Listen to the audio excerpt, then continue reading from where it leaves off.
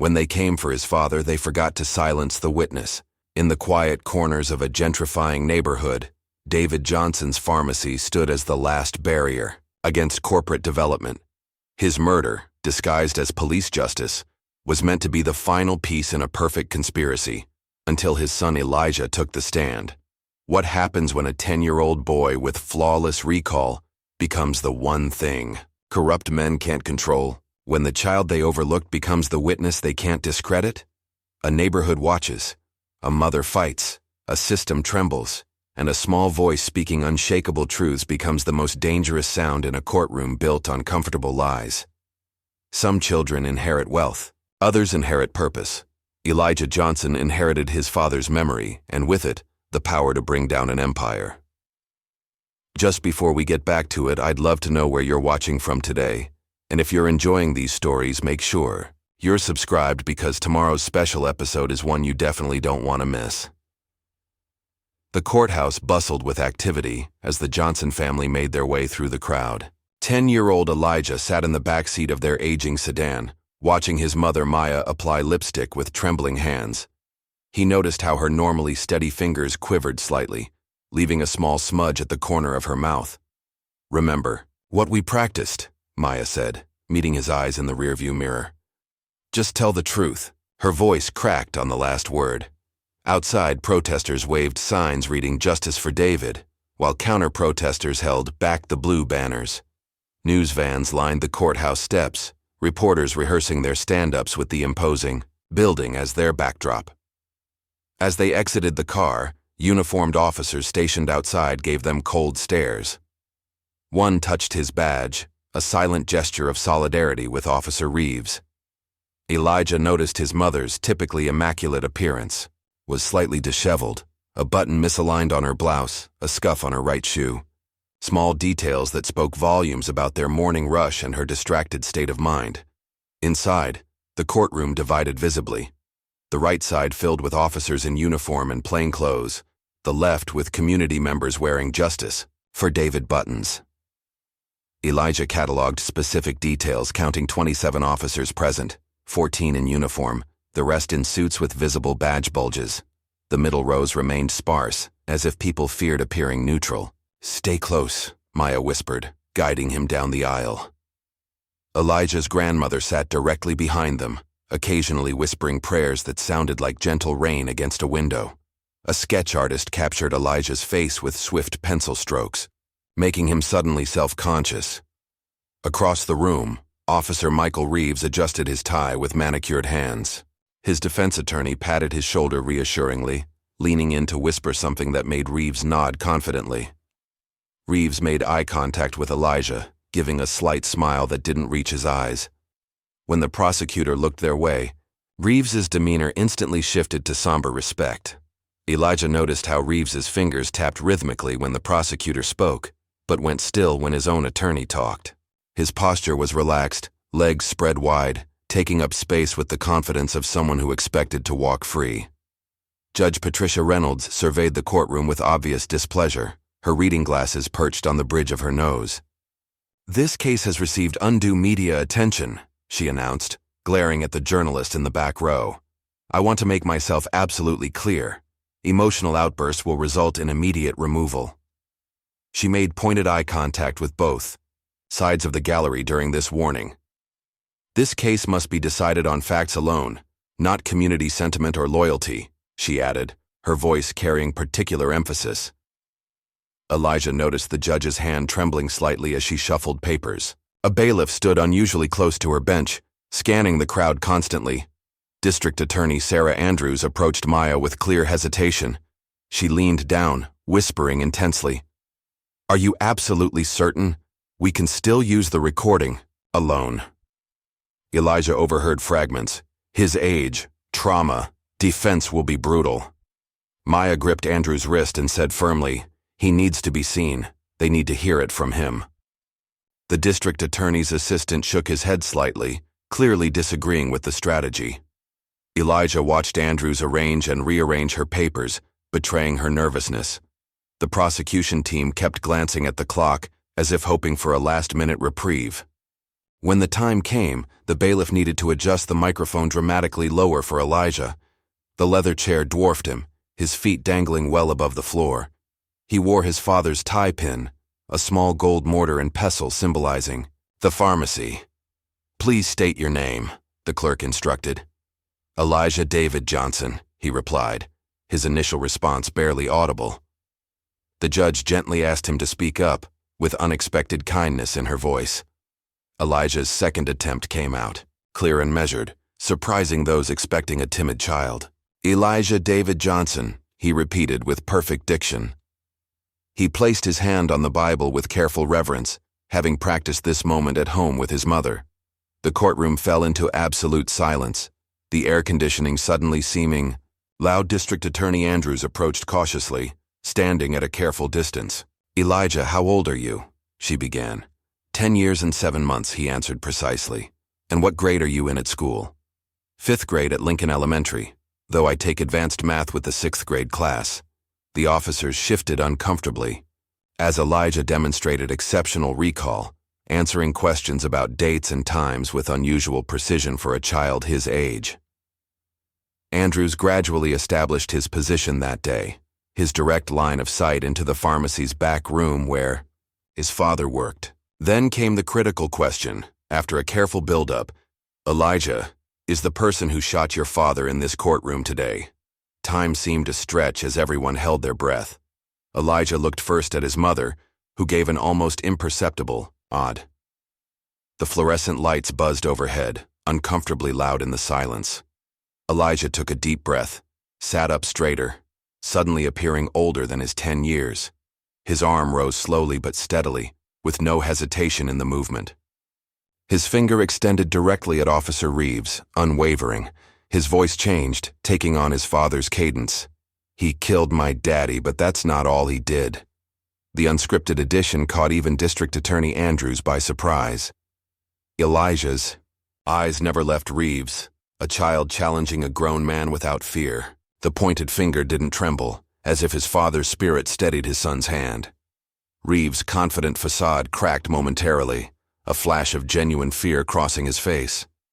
The courtroom's energy shifted palpably, the balance of power tilting, unexpectedly. A collective gasp rippled through the courtroom. Reeves's attorney half rose, mouth open to object. An officer in the gallery involuntarily uttered, "That's a damn lie," loud enough to be heard. Someone on the community side began to clap, quickly silenced by the bailiff. Reeves' face flushed dark red, a vein pulsing visibly in his temple. He leaned to whisper urgently to his attorney, gesturing angrily. Maya covered her mouth, tears streaming silently down her face. Journalists scribbled frantically, some slipping out to break the news. The judge's gavel came down 3 times, each crack like a gunshot. "Order! I will have order in this court!" As chaos erupted, Elijah's focus narrowed to Reeves's face, specifically his eyes. The courtroom sounds faded, replaced by a high-pitched ringing in his ears. Reeves's expression of controlled rage suddenly overlapped with a memory of the same expression, months earlier. The fluorescent courthouse lights flickered momentarily, triggering a cascade of sensory memories. Elijah felt himself falling backward in time, the present dissolving around him. The judge's voice calling for order seemed to come from very far away. Colors intensified, then faded as the memory took hold. Elijah's hand was still pointing, but he was no longer fully present in the courtroom. His last conscious thought before the flashback took him. Start at the beginning. Remember everything. 6 months earlier, sunlight streamed through the windows of the modest but well-kept Johnson home. David Johnson stood in the living room, broad-shouldered with gentle hands, adjusting a child-sized tie around Elijah's neck. "A Johnson man always looks sharp for the Lord," David said with a wink. "A Johnson man always looks sharp for the Lord," Elijah mouthed along, clearly a familiar mantra between them. In the kitchen, Maya hummed gospel music while making blueberry pancakes, David's favorite. The kitchen walls were lined with Elijah's academic achievement certificates and family photos showing camping trips, graduations, and holiday gatherings. "You quiz me, Dad," Elijah requested, eyes bright with their familiar game. David smiled. All right, smart guy, what's metoprolol used for? Easy. Beta blocker for high blood pressure and chest pain, Elijah responded promptly. Atorvastatin? Lowers cholesterol. Half-life of amoxicillin? 1 to 1.5 hours, Elijah answered confidently. David ruffled his son's hair. You'd make a fine pharmacist someday. Like you and Grandpa, Elijah beamed. Maya appeared in the doorway, elegant in a tailored blue dress. Speaking of medication, she said, giving David a loving but stern look. Did you take your blood pressure pill this morning? David placed his hand over his heart with mock offense. Woman, do you think I'd forget my own medicine? Yes, both Maya and Elijah answered simultaneously, dissolving into laughter. Their easy choreography around each other revealed years of comfortable routine. David setting the table while Maya finished cooking, Elijah knowing exactly when to bring the orange juice without being asked. A small framed photo of David's parents sat prominently displayed on the mantel, his father wearing a pharmacist's coat identical to the one David now wore daily. As they prepared to leave for church, David led them in a family prayer, holding hands in a tight circle in the living room. Lord, we thank you for this day, for our health, and for each other. Guide us to do what's right, even when it's difficult. Amen. Amen, echoed Maya and Elijah. Later that week, Elijah sat on a stool behind the counter at Johnson Family Pharmacy, watching his father work. The pharmacy occupied a corner storefront with large windows and a hand-painted sign that had been there since his grandfather's time. Inside, vintage pharmacy fixtures blended with modern technology, preserving neighborhood history while providing up-to-date care. David greeted each customer by name, asking about specific family members and health concerns. Mrs. Taylor, how's that grandbaby doing? Still keeping you up nights? He asked an elderly woman who approached the counter. Growing like a weed, David. Doctor says he needs this medicine for his ear infection. She placed a prescription on the counter, then began counting change from her coin purse. Elijah watched as his father discreetly reduced the price when she came up short, typing something into the computer that made the total smaller. Must be a senior discount day, David said with a wink that Mrs. Taylor pretended not to notice, though her grateful smile said otherwise. The pharmacy's wall of thanks displayed cards and children's drawings from grateful community members. On Wednesdays, David maintained a small free clinic section with a volunteer doctor for those without insurance. Local teenagers worked after-school shifts, with David teaching them about business and medicine. Elijah, can you take this to your father? Asked Tanya, the pharmacy technician, handing him a stack of papers. Elijah carried them to the back office where he found his father on the phone, his expression serious. No, that price is unacceptable, David was saying firmly. My customers can't afford that increase. Either we find a compromise or I'll take my business elsewhere. After a pause, his face relaxed. That's more reasonable, thank you. Hanging up, he noticed Elijah. Negotiating with pharmaceutical representatives is an art form, son. Never accept the first offer. Elijah nodded, taking in the meticulously organized office filled with pharmacy textbooks, reference materials, and the ever-present coffee cup beside his father's reading glasses. Across town, Maya's modest law office presented a different but equally dedicated professional space. Housing rights posters and portraits of civil rights leaders adorned the walls. Maya reviewed a stack of eviction notices, identifying illegal clauses with rapid efficiency. Mrs. Washington, they can't evict you without proper notice, she explained to an elderly client. And this clause here? Completely unenforceable. The woman sighed with relief. Bless you, Mrs. Johnson, I was so worried. After Mrs. Washington left, an elderly couple arrived with homemade food, placing it on Maya's desk with ceremony. You saved our apartment, Mrs. Johnson. This is just a small thank you, the husband said. Maya's paralegal, James, poked his head in after they left. That's the 5th pro bono case this month. The partners aren't going to be happy, Maya shrugged. Some things matter more than billable hours, James. Later, Maya was on the phone with city officials, her tone professional but unyielding.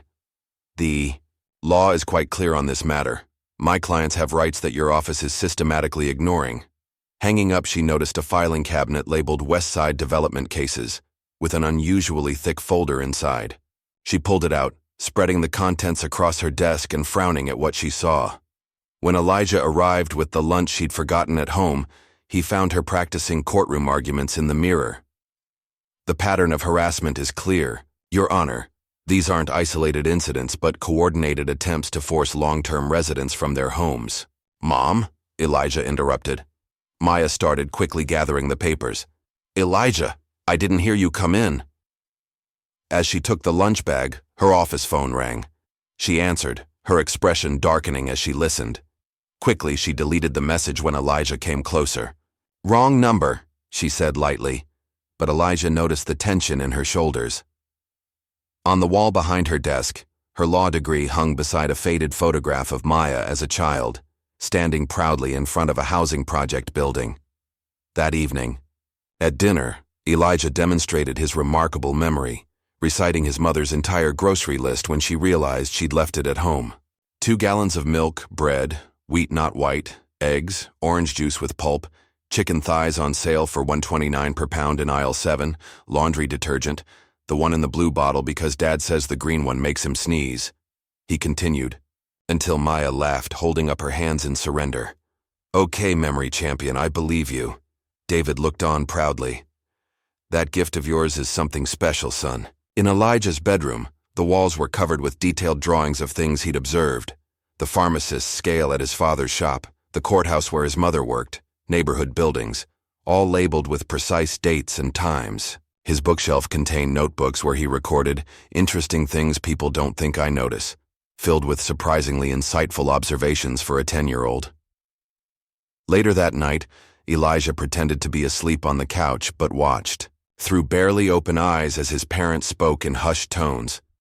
David removed a sealed envelope from inside a hollowed-out medical reference book on the shelf.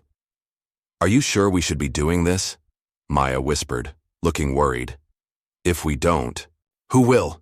David replied, spreading documents across the dining table. Elijah could see property maps and financial documents organized into neat piles. A list of names including the police chief, mayor, and West Side Partners LLC had connection lines drawn. Between them, we need more evidence, Maya argued. Nobody will take our word over theirs. We're not just doing this for us, David said firmly. We're doing it for everyone they've pushed out. Their shadows on the wall looked weary but resolute as they worked late into the night. Elijah silently memorized the documents and names before slipping back to his bedroom, storing the information away like the treasure he somehow knew it would become. Several days later, Elijah was helping his father at the pharmacy when the bell above the door jingled. Officer Michael Reeves entered with sunglasses on, removing them slowly for dramatic effect. His patrol car was parked directly in front of the entrance, lights flashing unnecessarily. Just a routine health and safety inspection, he announced, loudly enough for all customers to hear. David maintained professional courtesy, while customers watched nervously. Of course, officer. How can I help? Reeves ran white-gloved fingers along shelves, checking for dust, looking disappointed to find none. I hear some pharmacies in this area have problems with inventory control, he said with false concern. Not here, David replied evenly. We maintain strict protocols. Reeves examined the prescription log with exaggerated scrutiny, asking pointed questions about specific customers. Elijah noticed how Reeves's right hand stayed close to his weapon throughout the inspection. You've got a nice place here, Mr. Johnson, Reeves said as he prepared to leave. Would be a shame if something happened to it. The pharmacy fell silent after his departure, customers exchanging knowing looks. David's hands trembled slightly as he returned to filling prescriptions. That evening, a glossy brochure arrived in their mail slot. West Side Revival, a 21st century community, showing glass-fronted shops and luxury apartments. The local news featured Mayor Wilson cutting a ribbon, declaring a new era of prosperity. Developer Thomas Harrison, silver-haired in an expensive suit, promised opportunities for existing businesses to upgrade. Elijah studied a before, after map included in the materials, noticing their pharmacy was replaced by a chain store in the rendering. "They can't just make us disappear," David said when Elijah pointed this out. "Legally, they might be able to," Maya responded grimly. Eminent domain is powerful, especially with the right connections. Real estate agents suddenly appeared in the neighborhood, making lowball offers on properties. A "coming soon" premium retail space sign was erected across from the pharmacy. David watched elderly neighbors packing moving trucks, their buildings, sold to developers. "This isn't right," he muttered, hands clenching into fists at his sides. The following week, the basement of Friendship Baptist Church was filled beyond capacity with concerned residents. David stood at a podium with property values and displacement statistics projected behind him. "This isn't revitalization. It's removal," David said, his voice passionate but controlled. "They're not improving our neighborhood. They're replacing us." Maya distributed Know Your Rights pamphlets regarding eviction and eminent domain. From his position collecting comment cards, Elijah noticed Officer Reeves and two plainclothes officers standing at the back, taking notes and photographs. During a heated moment when someone suggested violent resistance, David firmly redirected. "We fight with facts and law, not force. That's how we win." After the meeting, as people filed out, Reeves approached David. "You're making powerful enemies, Mr. Johnson." "I'm just speaking the truth, Officer Reeves," David replied calmly. From the doorway, Elijah observed Reeves photographing license plates in the parking lot. The next day, Mrs. Gladys Turner, a 78-year-old neighborhood matriarch, came to the pharmacy for her arthritis medication. She waited until other customers left before leaning in close to David. "My nephew works for the city planning office. He says your name came up in a private meeting." Mrs. Turner refused to take her senior discount. "You save that money. You might need it soon." Her arthritic hands gripped David's wrist with surprising strength. "They don't play fair, never have." David asked for specifics, but Mrs. Turner shook her head. "My nephew's got kids to feed. He's said too much already." She mentioned other black-owned businesses that mysteriously faced problems after opposing development. First comes trouble with inspections, then maybe some inventory goes missing. Finally, insurance won't cover you. Her parting words stayed with David. "Your daddy stood his ground too. You got that from him." That night, David locked the pharmacy door early, sitting alone in the darkened space. When Maya and Elijah brought him dinner at midnight, they found him staring at a photo of his father in front of the same pharmacy decades earlier. "They think I'll scare easy," he told Maya quietly. "But this place isn't just a business. It's my father's legacy, our family's purpose in this community." 2 nights later, Elijah awakened to a car engine idling outside his window at 2:17 a.m. Parting his curtains carefully, he saw a sedan with tinted windows parked across the street. A figure with a professional camera and long lens was taking photos of their house. Using his father's old binoculars, Elijah made out a police radio on the dashboard. The photographer consulted what appeared to be blueprints or a property map between shots, then made a phone call, speaking animatedly while gesturing at the house. Elijah sketched the car's license plate in his bedside notebook, then crept to his parents' room, finding his father already awake and watching from another window. "Go back to bed, son. I see them," David whispered, his face grim in the moonlight. The next morning, David installed new deadbolts and security cameras while Maya called old law school friends for advice. Elijah found a small listening device beneath the porch swing, showing it silently to his father, who crushed it underfoot. "Looks like we've gotten someone's attention," David said, his voice steady despite the concern in his eyes. "From now on, we need to be extra careful. Remember everything you see, Elijah, everything you hear. It might be important someday." Elijah nodded solemnly, not yet understanding how prophetic his father's words would prove to be. The Johnson family's life changed subtly at first, then dramatically as winter turned to spring. What began as uncomfortable encounters with Officer Reeves soon evolved into something far more sinister. The morning after finding the listening device under their porch swing, Maya was pulled over while driving Elijah to school. It was the 3rd time that week, "License and registration," demanded Officer Patrick Daniels, Reeves's partner. His hand rested casually on his holster as he leaned down to peer into the car. "What seems to be the problem, officer?" Maya asked, her lawyer's calm firmly in place despite her racing heart. "Your turn signal delayed by 0.5 seconds, he said with a smirk. "Safety hazard." Elijah sat quietly in the passenger seat, his eyes fixed on the dashboard clock. He silently counted the minutes as the officer took Maya's documents back to his patrol car. 27 minutes for a warning, just long enough to make him late for school. Again. The glove compartment now contained a dedicated notebook of every stop with officer names and badge numbers meticulously recorded in Maya's precise handwriting. What had once been an occasional annoyance had become routine harassment. That evening, David arrived home an hour late, his clothes rumpled and expression grim. "What happened?"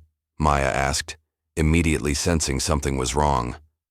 "3 patrol. Cars surrounded me on Oak Street," he explained, sinking into a kitchen chair. "Said I matched a suspect description. Made me stand spread-eagled against the car while they ran my license." "How long?" 40 minutes. And when they finally let me go, I noticed my taillight was suddenly broken." He shook his head. "It wasn't broken when I left the pharmacy." The next day, Maya installed a dashboard camera. During her next stop, the officers demanded she turn it off. "It's my legal right to record," she argued. "Turn it off, or we'll consider it obstruction," came the reply. The family established a protocol. Text your location when stopped. Call if detained longer than 15 minutes. Even Elijah's phone now had emergency contacts and instructions programmed in. One rainy evening, Elijah watched from the car as his father was made to stand in a downpour during a traffic stop, while officers stayed dry in their vehicles. Later, a sympathetic officer quietly advised David to take a different route to work. Neighbors started to avoid them, crossing the street when they approached, declining dinner invitations. The invisible wall of fear was building, exactly as intended. The harassment extended beyond traffic stops. On a Tuesday morning in April, a health inspector arrived at Johnson Family Pharmacy without notice. Elijah, helping after school, noticed the man wore an expensive watch similar to one Reeves often displayed. Anonymous complaint, the inspector cited as the reason for the surprise visit. His eyes never quite met David's as he spoke. The inspector found fault with storage temperatures that had passed inspection for years. "This refrigerator is running 0.3 degrees above regulation," he announced triumphantly. David frowned. "That's within the acceptable margin of error for the thermometer itself." The inspector ignored him, moving on to examine the prescription organization system. "This is non-compliant," he declared, pointing to a filing method that David had used for 15 years without issue. "Every pharmacy in town uses this exact system," David argued, his patience wearing thin. "Not my concern," the inspector replied coldly. The next day, a second inspector arrived for follow-up, focusing on entirely different areas than the first. Examination. By week's end, a $5,000 fine arrived with a 48-hour deadline to fix critical violations. David stayed overnight at the pharmacy, reorganizing everything according to the suddenly strict interpretations. When Elijah brought him breakfast, he found his father hollow-eyed with exhaustion. Meanwhile, Maya was researching the inspector, discovering his brother worked in the police department under Reeves's direct supervision. "It's all connected," she told David that night. "Every bit of it." A regular customer who worked for the health department whispered to David as he picked up his medication. "They're targeting specific businesses. 3 of you this month." David installed temperature monitors with backup records after his insulin. Storage was questioned. "If they want to play games with regulations, we'll document every decimal point," he told Elijah. The threats became more direct as spring advanced. Maya found a note on her windshield. "Drop the Martin case or else." The family phone rang at 3 a.m. repeatedly, with only breathing on the other end when answered. One afternoon, Elijah discovered his bicycle tires slashed in the school rack. The following week, a brick crashed through the pharmacy window, with "leave" scratched into it. The police response took over an hour, with Officer Reeves happening to be the responding officer. Probably just kids, Reeves suggested, examining the brick with gloved hands. Unless you've made enemies, Mr. Johnson. Maya received emails with photos of their home and Elijah's school schedule. David found a mock eviction notice on the pharmacy door. Coming soon, neighborhood cleanup. A funeral wreath was delivered to their home with a card reading, R.I.P. Johnson Family Business. Elijah noticed his father now carried pepper spray and checked their doors repeatedly throughout the evening. Maya installed a security system that David insisted they test nightly. The family created a safe word to use in emergencies: blueberry, Elijah's favorite pancake flavor. The harassment followed Elijah to school. After acing a history test on civil rights movements with a perfect score, Mrs. Whitman, whose brother served on the police force, accused him of cheating. "No student has ever gotten perfect scores on 3 tests in a row," she declared in front of the entire class. Elijah's face burned with humiliation. "I can recite the textbook passages from memory," he offered quietly. "Prove it," Mrs. Whitman challenged. To her visible astonishment, Elijah recited 3 pages verbatim, his perfect recall on full display. Rather than apologizing, she sent him to the principal's office for talking back. When Maya arrived, she found Elijah sitting alone in the office, next to Officer Reeves, who claimed to be on school duty. Dishonesty often runs in families, Reeves suggested with a cold smile. Maya noticed Elijah's meticulous homework notebook was missing from his backpack. When other teachers arrived to defend Elijah, bringing evidence of his exceptional work, Maya threatened legal action for defamation. Later, Elijah overheard Mrs. Whitman on the phone. "I did what you asked, but it backfired. The kid's some kind of genius." As the pressure mounted, Maya noticed a pattern in her housing discrimination cases. 6 clients from the same neighborhood faced eviction after police reports of disturbances, all reports filed by officers connected to Reeves's precinct. Her client, Maria Vasquez, showed Maya police reports with identical language but different dates. "It's like they used the same form and just changed the date," Maria observed. Maya pulled property records, discovering all affected buildings had been recently purchased by shell companies. Further investigation revealed these shell companies traced back to Westside Development Partners. A client played a voicemail for Maya. "The officer said if I fight the eviction, he'll call child services. I can't risk losing my kids."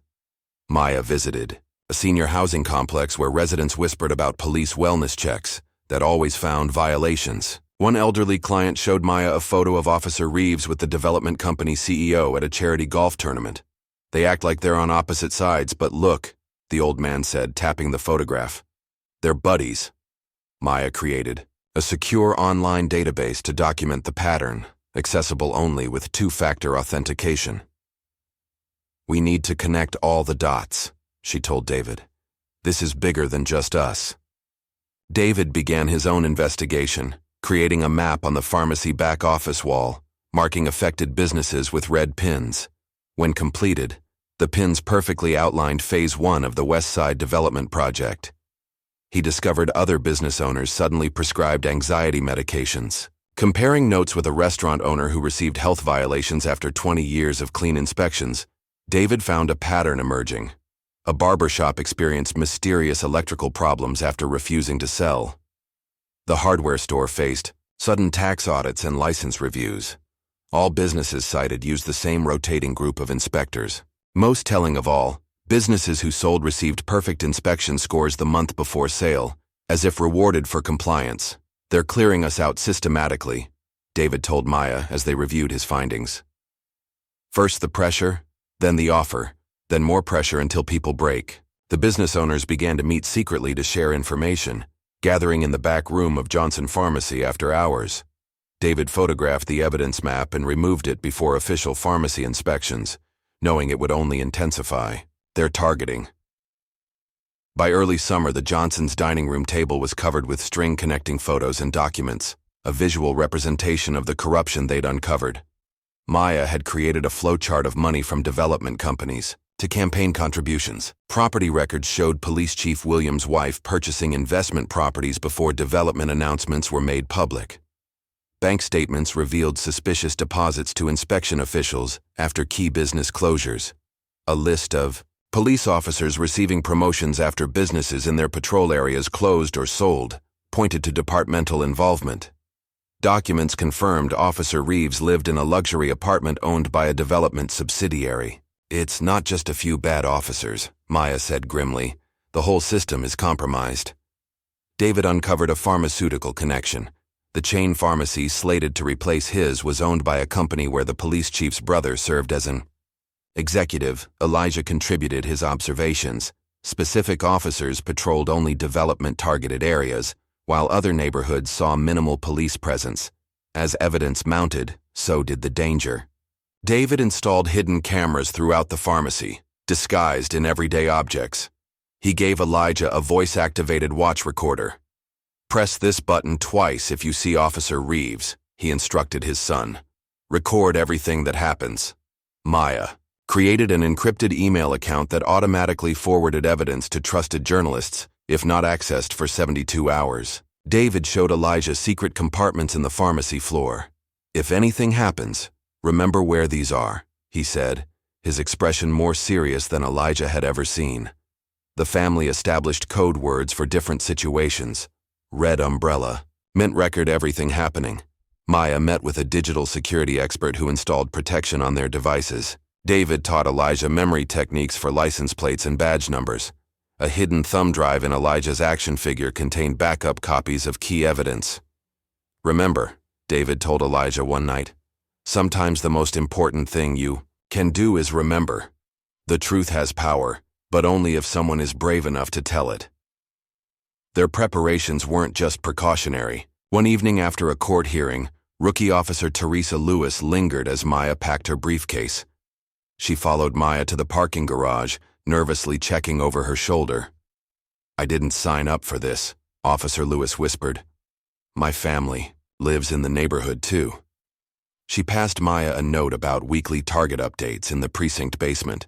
"Reeves maintains a separate file system outside official records," Lewis revealed, her voice barely audible. "They call it community improvement assignments. It's all coordinated with developers." Lewis explained the pattern. First came surveillance, then citations, finally, incident creation. "Reeves keeps talking about your family. He's obsessed with making an example of you." She provided information about a scheduled pharmacy inspection, with planted evidence already planned. When Maya offered protection, Lewis left hastily. "They're watching me too. Destroy this note." The breaking point came on a warm June evening. Officer Reeves knocked on their front door during dinner, his patrol car parked visibly in the driveway. "Just a community wellness check," he announced, his smile not reaching his eyes. "We care about our neighborhood families." Reeves noted specific details about their home. Nice family photos. Elijah's school picture turned out well. He made pointed references to Elijah's schedule. "Middle school starts earlier next year. 7:45, isn't it?" David positioned himself between Reeves and Elijah, tension visible in his shoulders. "We're fine, officer. Thank you for your concern." Reeves noticed their new security system. "Those cameras don't always capture everything, you know." He mentioned recent drug activity near Elijah's route to school. "You can never be too careful with children." Maya recorded the interaction discreetly with her phone in her pocket. Before leaving, Reeves left his business card on the entryway table. "Call me directly if you see anything suspicious, day or night." After he left, Elijah had a panic attack, revealing Reeves had been parked outside his school 3 times that week. "He just sits there, watching us at recess," Elijah gasped between sobs. David and Maya exchanged grim looks over their son's head. "We're out of time," David said softly. "We need to move faster." 3 nights after Reeves's wellness check, David's phone vibrated at 11:38 p.m. with a text from an unknown number. "Meeting tonight. Supermarket lot. Midnight." David slipped out of bed, telling Maya he'd received a tip about something happening tonight. "I'll be careful," he promised, kissing her forehead. Unknown to either parent, Elijah woke at the sound of the front door closing. Something in his father's secretive departure triggered an alarm in his mind. He quickly dressed and followed, keeping to the shadows as his father had taught him during their spy games. The empty supermarket parking lot lay 6 blocks away. Elijah hid behind a dumpster, activating his recording watch as his father had instructed. David positioned himself behind an abandoned shopping cart corral, his own phone held low, camera, likely recording. At precisely midnight, Officer Reeves arrived in an unmarked sedan. He was joined by Thomas Harrison, the silver-haired developer from the brochures, and Councilman Frank Porter, who chaired the city planning committee. "The Phase 2 announcement goes public next week," Harrison said, lighting an expensive cigar. "We need the obstacles cleared." Reeves nodded. "Johnson is the linchpin. If he goes, the others will fold." "The code violations haven't worked?" Porter asked. "Insufficient pressure," Reeves replied. "He documents everything, fixes it all to the letter." The councilman suggested eminent domain, but Reeves shook his head. "Too public, too many questions. The mayor wants this handled quietly." "I don't care how you do it," Harrison said, blowing smoke rings into the night air. "But that corner needs to be vacant by quarter's end. The investors are getting impatient." The men discussed cash bonuses for each property acquisition, with specific amounts for the pharmacy location. "Johnson has evidence," Reeves said, his voice tighter than before. "He's been documenting everything." "Then find it," Harrison ordered, "and make it disappear." The men planned a pharmacy raid. "We plant enough to put him away. Problem solved," Reeves suggested. Elijah gasped involuntarily, knocking over an empty bottle. It clattered across the asphalt, causing all three men to turn in his direction. "What was that?" Porter demanded. "Probably just a cat," Reeves said, but he moved toward the dumpster, hand on his weapon. Elijah slipped away in the darkness, scrambling home through backyards and side streets. He arrived just minutes before his father returned, pretending to be asleep when David checked on him. Under his blankets, Elijah clutched the recording watch, his heart hammering against his ribs. He had evidence now, real evidence of what they were planning. The next morning brought new troubles. David's pharmaceutical supplier called. "I can't deliver your order this week." "Why not?"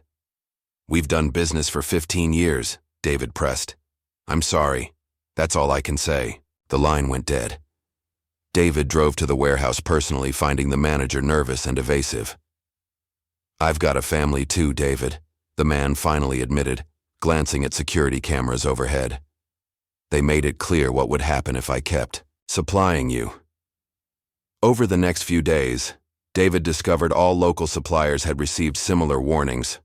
One supplier showed David a police report falsely claiming his pharmacy was under investigation for illegal distribution. Meanwhile, chain pharmacies received notification to prepare for increased neighborhood demand, a clear indication they anticipated Johnson Pharmacy's closure. A longtime delivery driver secretly provided a name. Captain Miller had authorized the supplier notifications. Maya's research revealed Captain Miller's brother-in-law sat on the board of the development company. The final blow came when David found a hand-delivered letter from the state pharmacy board about an anonymous complaint. Maya made emergency calls to suppliers in neighboring states while David drove 4 hours to collect critical medications for patients who couldn't wait.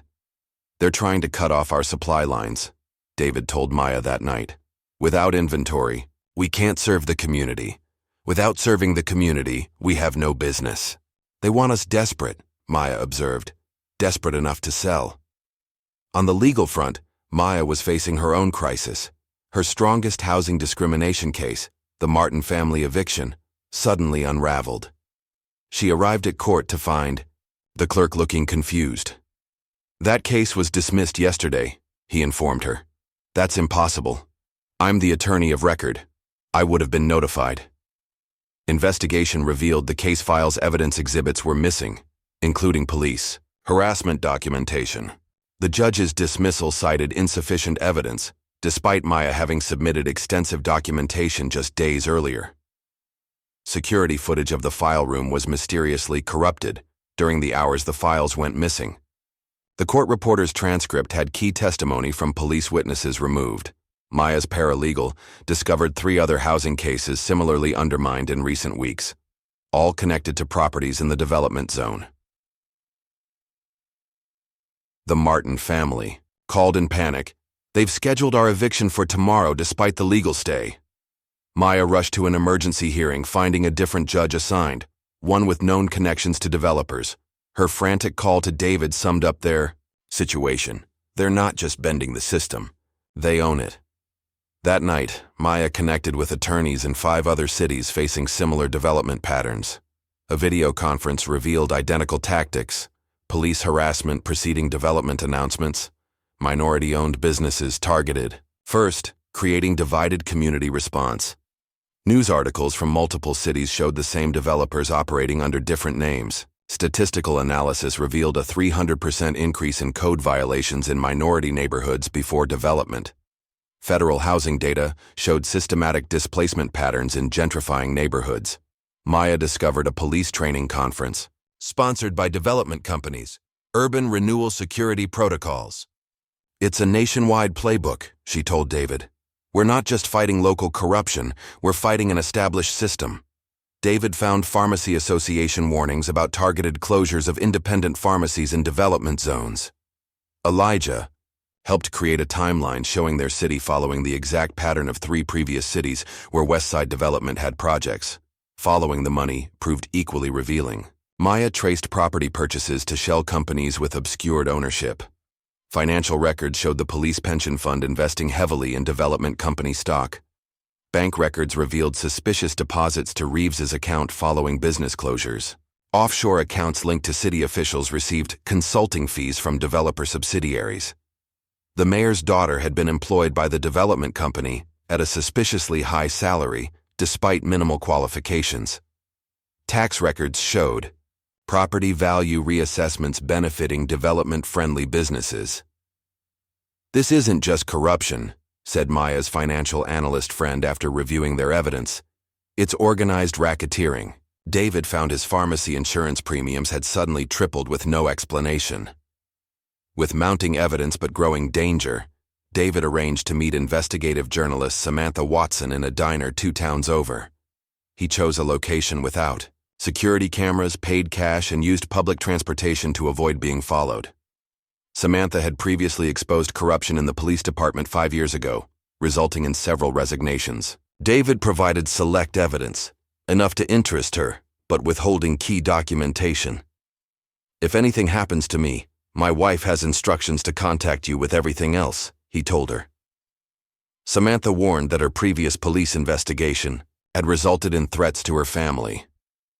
The department has changed leadership, but the culture remains the same. As they spoke, David noticed a suspicious man taking photos through the window. The meeting ended abruptly, with both taking elaborate routes home to ensure they weren't followed. Their caution proved warranted.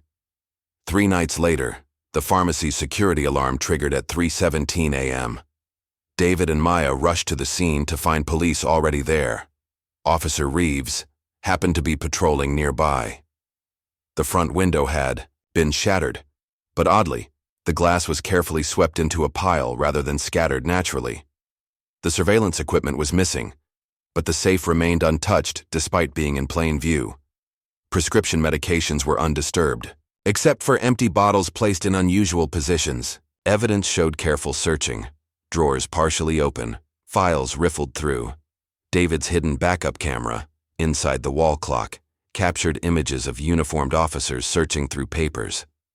One frame clearly showed Officer Reeves examining the wall where David's conspiracy map had been, looking disappointed.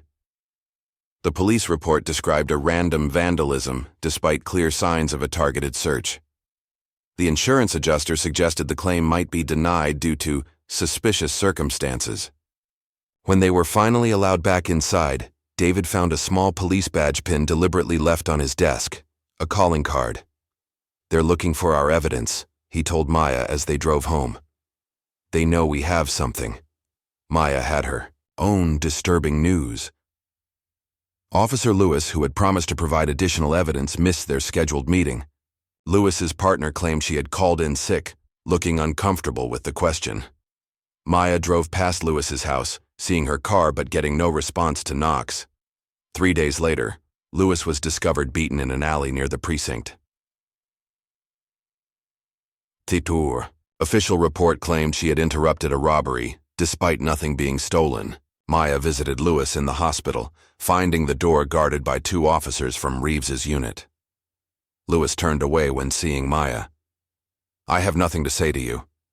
After Maya left, Lewis's hospital roommate called Maya from a payphone. "Officers visited repeatedly before you came. One of them, Reeves I think his name was, told her that her children were being watched at school." Maya noticed Lewis had requested a transfer to another city. The message was clear: help the Johnsons and suffer the consequences. That night, with Elijah supposedly asleep, Maya and David argued intensely in the kitchen. "We need to take Elijah and leave. Tonight. Go to my sister's in Atlanta," Maya insisted. "If we run, they win," David countered. "Everything we've built, everything my father built, gone.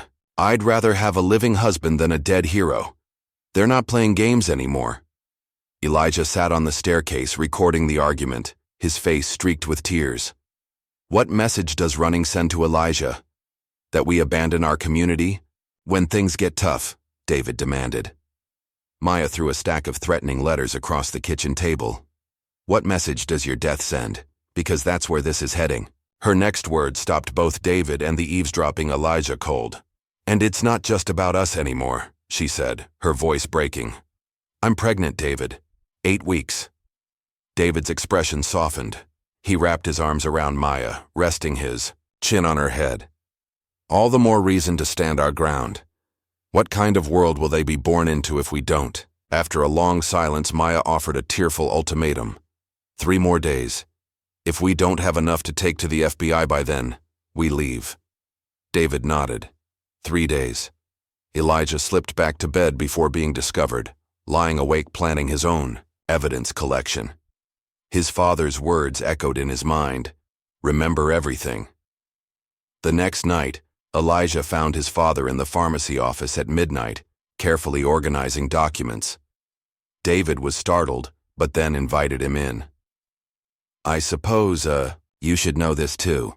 He showed Elijah a map of secure locations where evidence copies were hidden. "If anything happens to me, people need to know the truth. All of it." David placed USB drives in waterproof containers, sealing them carefully. He taught Elijah a specific email protocol to activate if David didn't enter a weekly code. "This sends everything to people who can help: journalists, FBI, trusted lawyers." David showed Elijah a secret compartment behind the bathroom tile in their home. Inside, cash, prepaid phones, emergency contact numbers, and bus tickets to Atlanta. "Your job is to protect your mother and the baby no matter what. Everything else is secondary." His father's next words burned into Elijah's memory. "Johnson men stand for truth, even when it's dangerous. It's what my father taught me, and what I'm teaching you." The two made a solemn pinky promise between them. Remember everything. Neither realized this would be their last private conversation, or that within 48 hours Elijah would be called upon to honor that promise in ways they couldn't imagine. The morning dawned deceptively beautiful. Sunlight streamed through the kitchen, windows as the Johnson family gathered for breakfast. David made pancakes, something he usually only did on weekends. "What's the occasion?" Maya asked, eyebrow raised as she accepted a plate stacked high with blueberry pancakes. "No occasion," David replied, though his smile didn't quite reach his eyes. "Just thought we could use something special today." Elijah noticed his father's unusual attentiveness, the way he asked detailed questions about Elijah's science project, his careful attention to Maya's schedule for the day, the extra tight hug before Elijah left for school. "Be good, son," David said, holding on a moment longer than usual. "I'm so proud of the man you're becoming." Later, Elijah would replay this moment in his mind 1,000 times, the way his father stood in the doorway, watching him walk to school until he turned the corner. It was the last time he would see his father alive. At 2:14 p.m., a woman in her mid-40s entered Johnson Family Pharmacy. She wore large sunglasses despite the cloudy day outside, nervously checking the street before approaching the counter. "I need to speak with David Johnson," she said, her voice pitched slightly too loud. Tanya, the pharmacy technician, gestured toward David in the back. "He's right over there, ma'am." The woman, Jennifer Baker, according to the pharmacy's security camera footage, approached David, claiming to need non-prescription medication for allergies. When the technician turned away, she slipped an envelope across the counter. David's face changed upon seeing the contents, shock followed by grim determination. He immediately took her to the small consulting room used for private patient discussions. Their conversation lasted exactly 7 minutes, though no audio was recorded. When David emerged, his face was pale. He immediately called Maya, their conversation brief and urgent. Jennifer left through the back door, David locking it behind her. Tanya later reported seeing David empty the register into an envelope, adding his own cash. If anyone asks, she had a medical emergency and left, he instructed the staff. A USB drive was visible in David's hand after the meeting. He quickly secured it in the hidden office safe before returning to fill prescriptions, though his mind seemed elsewhere. At the courthouse across town, Maya was filing emergency injunctions for multiple clients when a clerk passed her a note. Anonymous call. Go to pharmacy immediately. Maya tried to reach David, her calls going straight to voicemail. Her text showed as delivered but unread. The pharmacy landline returned only a busy signal despite having multiple lines. Growing increasingly anxious, Maya called Elijah's school to make sure he was safe, requesting he stay in the after-school program. Her paralegal reported police scanner chatter about a situation at Johnson Pharmacy. Maya ran red lights driving across town, her hands shaking on the steering wheel. She noticed multiple police vehicles heading in the same direction, using emergency lights without sirens, an unusual combination that heightened her dread. She called their trusted neighbor, Mrs. Turner. "Margaret, can you see what's happening at the pharmacy? David's not answering." The elderly woman's breathless response sent ice through Maya's veins. "There are police everywhere. Something's wrong, child." Meanwhile, in math class, Elijah doubled. Over with sudden intense stomach pain, the school nurse found no fever, but suggested anxiety might be the cause. "Has anything been bothering you lately, Elijah?" she asked gently. Elijah didn't answer. The classroom clock showed 2:22 p.m. when an overwhelming sense of dread washed over him. His father's words echoed in his mind. "Sometimes your body knows things before your mind does." "I need to leave," Elijah insisted suddenly. "My dad needs me." "Something's wrong." His teacher refused, citing school policy about parental permission. As Elijah's behavior grew more agitated, the school counselor was called in. "Your father is fine," the counselor assured him. "Let's talk about what's really bothering you." But Elijah knew something was terribly wrong. When the fire alarm sounded for a scheduled drill, he seized his opportunity. In the confusion of students lining up, he slipped away unnoticed. Taking shortcuts through neighborhood backyards, Elijah ran at full speed toward the pharmacy, activating his recording watch as his father had taught him. His heart pounded against his ribs as he neared the familiar storefront, now surrounded by police vehicles. Inside the pharmacy, David had been filling prescriptions when the door chime announced new arrivals. Officer Reeves entered with 2 plainclothes officers, blocking both the front entrance and the path to the back door. "We received an anonymous tip about illegal prescription sales," Reeves announced, his voice carrying through the store. David maintained his composure. "My attorney should be present for any inspection." "This isn't an inspection," Reeves replied coldly. "It's a raid. We have cause to believe you're dealing." The plainclothes officers began clearing the pharmacy of customers and staff despite protests. Security cameras captured Reeves directing officers to specific areas, carefully avoiding David's hidden cameras. "I'd like to call my attorney," David repeated, reaching for the phone on the counter. "That can wait," Reeves responded, producing a search warrant with suspiciously broad parameters. "We know about your meeting with Jennifer Baker," Reeves continued, his smile predatory. "She's already talking." David's composed exterior cracked at the mention of Baker. "What have you done to her?" "Cooperation can make things easier for everyone involved," Reeves said, ignoring the question. The officers searched the stockroom with unusual precision, going directly to specific shelves as if they already knew what they were looking for. One officer discovered an unmarked bottle behind legitimate medication. "Looks like illegal opioids to me," Reeves said theatrically, holding up the bottle. "That's impossible," David protested. "I inventory everything personally." A second officer found an envelope of cash in an unusual location, the exact amount missing from the register plus David's personal funds. "This is being planted." David's voice rose with frustration. "Check my security footage." As if on cue, an officer accidentally damaged the visible security cameras during the search. Reeves produced photos of David meeting Jennifer Baker. "Your distributor for illegal prescriptions," he declared triumphantly. David realized Baker had been coerced or was working with police. "What did you threaten her with?" Reeves ignored the question, beginning to read Miranda rights with satisfaction. David noticed a small recorder blinking in one officer's pocket, understanding the scenario was being staged for official records. Through the back window, David caught sight of movement. Elijah's face peering in, eyes wide with fear. In that moment, David also saw Maya's car pulling up outside. "Before you continue this charade," David said firmly, "you should know I have evidence of everything." He detailed the corruption evidence, including recordings of Reeves's midnight meeting with the developers.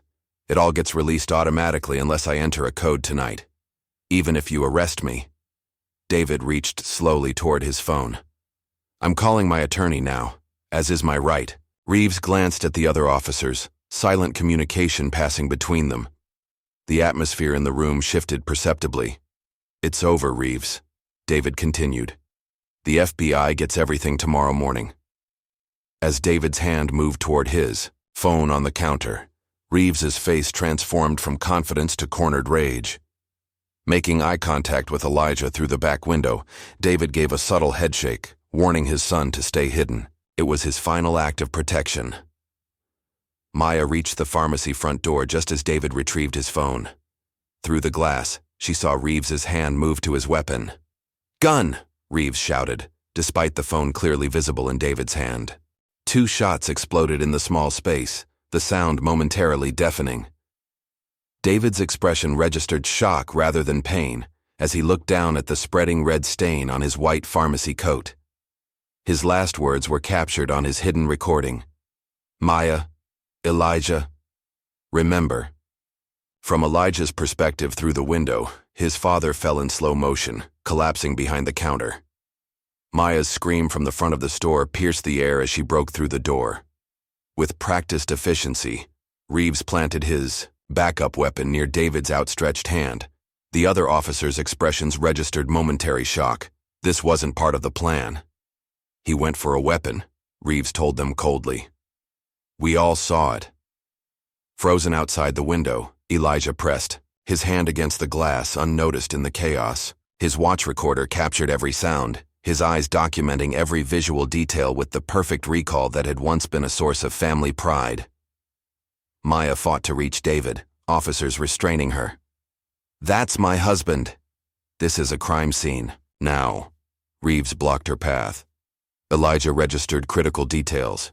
No weapon near his father until after the shooting.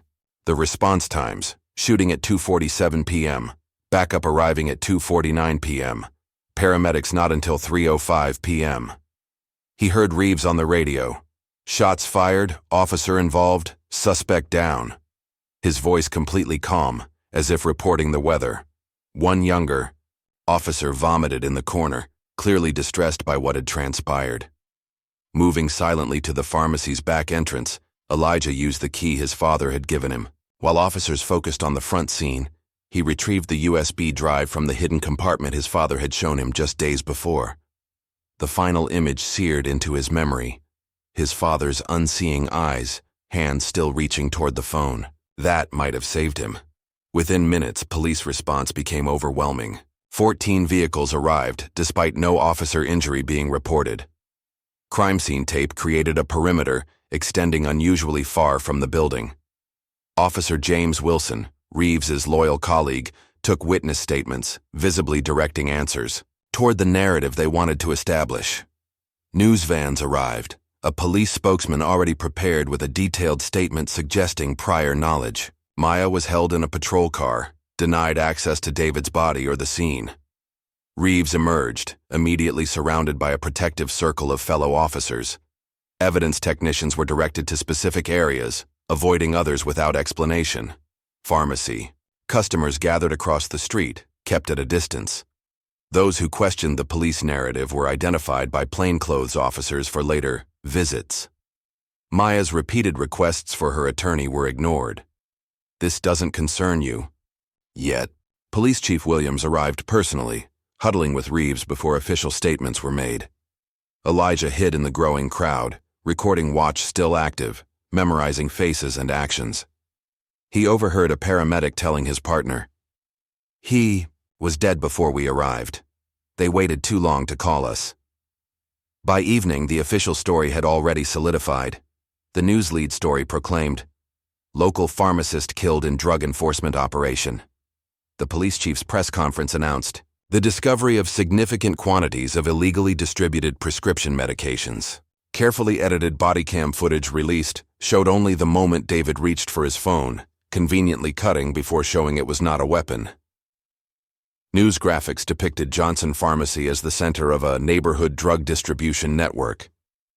Unnamed police sources revealed previous investigations into the establishment. Mayor Wilson expressed sadness but support for our officers in dangerous situations. Selective criminal background information was released. David's college protest arrest was highlighted, while his community service record and professional accolades went unmentioned. Social media campaigns emerged with suspicious coordination, promoting the hashtag "Bad Business is Out." The development company press release was postponed, out of respect, but classified emails later revealed internal discussions about fortuitous timing.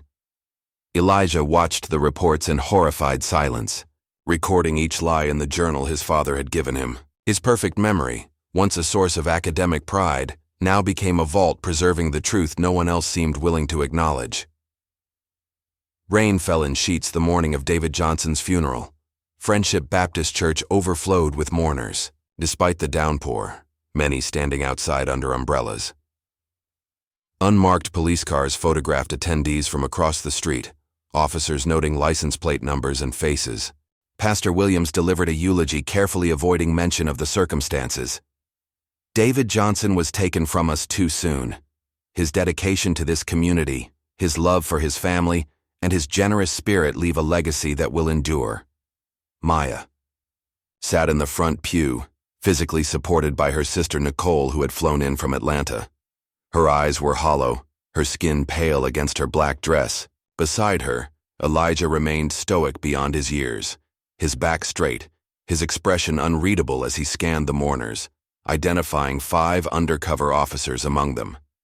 During the service, Officer Reeves drove slowly past the church, making deliberate eye contact with Elijah through the window.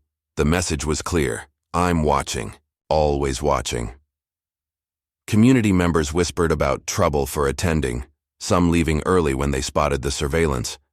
David's pharmacy colleagues spoke about his ethics and care for the community, their voices quavering with emotion and fear. Maya had prepared a speech, but the funeral director intervened at the last minute. "Best to keep things non-controversial," he advised, showing her a text message from someone he wouldn't name. At the cemetery, the service was interrupted by a drone hovering overhead, its camera clearly directed at the mourners. Maya's brother spotted it and, in a moment of rage, shot it down with a well-aimed rock. Elijah stood before his father's casket, carefully placing David's pharmacist pin atop the polished wood. "I remember everything," he whispered. "I promise." In the weeks that followed, Justice for David signs appeared in some windows around the neighborhood, only to be quickly removed after police welfare checks to those homes. Longtime family friends crossed the street to avoid Maya and Elijah, fear of association overriding decades of friendship. A community meeting at church drew sparse attendance, the empty chairs speaking volumes about the climate of intimidation that had descended. Local business owners expressed sympathy privately but kept their distance publicly. Anonymous support emerged in small ways. Groceries left on the Johnson porch, envelopes of cash in the mailbox, notes of condolence without signatures.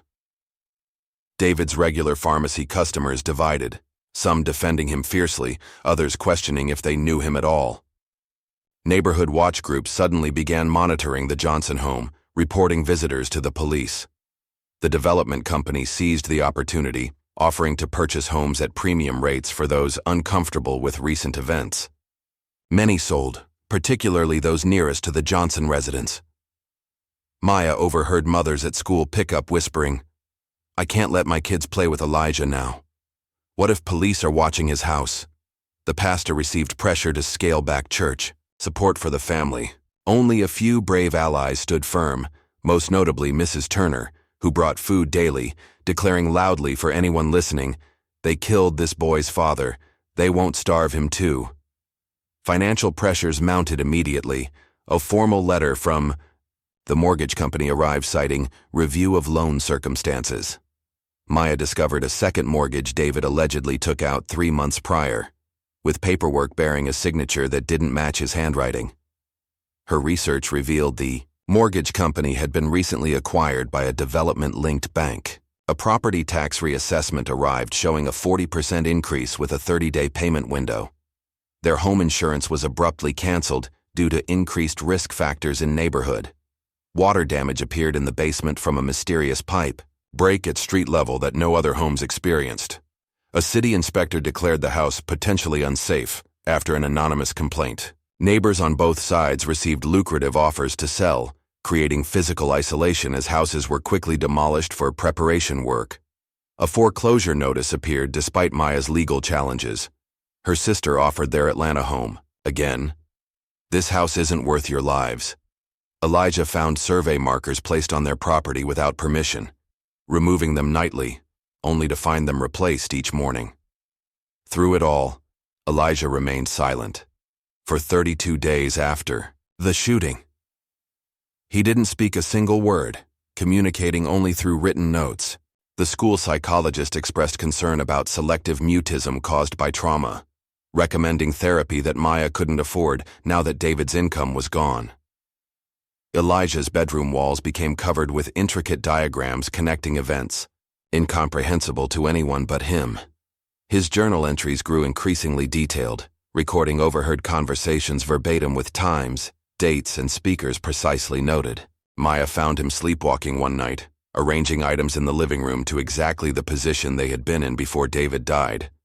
In his closet, hidden behind clothes, he created a replica of his father's evidence wall. He developed a complex code system in his notebooks that only he understood, refusing to relinquish his father's watch, sleeping with it clasped tightly to his chest. Maya discovered he recorded everything: conversations, news reports, phone calls. His entire existence had become devoted to preserving what others sought to erase. After 32 days of silence, Elijah spoke his first words to his grandmother while she prepared dinner in their kitchen. "They're lying about Dad," he said, quietly. "I can prove it." His teachers reported he wrote obsessively during class, filling notebook after notebook with his precise handwriting. They worried about his fixation, but couldn't deny his academic performance remained exceptional, despite his trauma. Meanwhile, the police department announced a thorough review of the shooting incident. The investigative team was composed entirely of officers from Reeves's precinct, a fact local media failed to mention. Interview requests were sent to Maya at an incorrect address, then marked "refused to cooperate" in the final report. Witness statements were selectively edited, with key contradictions omitted. Officer Reeves received paid administrative leave, described as standard procedure, while being privately assured his job was secure. The investigation was completed, in record time, just 12 days. With findings announced Friday evening to minimize news coverage. The official conclusion declared, "Officer acted within departmental guidelines when faced with perceived threat." The press conference refused questions, directing all inquiries to the police union attorney. When the investigative report was finally provided to Maya's attorney, it arrived heavily redacted, with entire pages blacked out citing ongoing security concerns. The ballistics analysis omitted critical details about the angle of shots and distance. The medical examiner was pressured to modify initial findings about entry wounds that contradicted the official narrative. Body camera footage from 2 officers was mysteriously corrupted, while footage from Reeves's camera was available but missing. 2 crucial minutes before the shooting, the department announced mandatory retraining as the sole consequence, presented as a proactive measure rather than a response to wrongdoing. Internal messages, later leaked, congratulated the team on efficient resolution of the case. Reeves returned to duty after minimal leave, receiving informal congratulations from superior officers. Maya's formal complaints were labeled emotionally motivated and dismissed without investigation. Despite the official closure, Maya discovered David's weekly coded email hadn't been sent, triggering his automated evidence release system. Trusted friends began contacting her about receiving encrypted files with instructions to hold them securely. Maya found directions hidden in Elijah's favorite book about accessing secure cloud storage containing duplicates of everything. The voice-activated safe in the pharmacy basement, now under police control, contained original documents and recordings they couldn't access. David's pharmacy assistant revealed a hidden compartment behind the bathroom tile containing flash drives with additional backup files. Maya learned David had been working with a federal pharmacy investigator before his death, though their contact information was lost in the chaos. The encrypted message system between evidence holders prevented coordination from being tracked, a precaution that now seemed prescient given the surveillance they faced. Journalist Samantha Watson contacted Maya. "David sent me something the day he died. We need to meet." For 3 nights straight, Maya and Elijah worked through evidence pieces, creating a comprehensive timeline of events leading to David's death. The picture that emerged was far more damning than even they had suspected. When Maya finally approached District Attorney Sarah Andrews with their findings, she was initially rejected. "The case is closed," Andrews informed her coldly. Only after public pressure from community activists did Andrews finally agree to a brief appointment.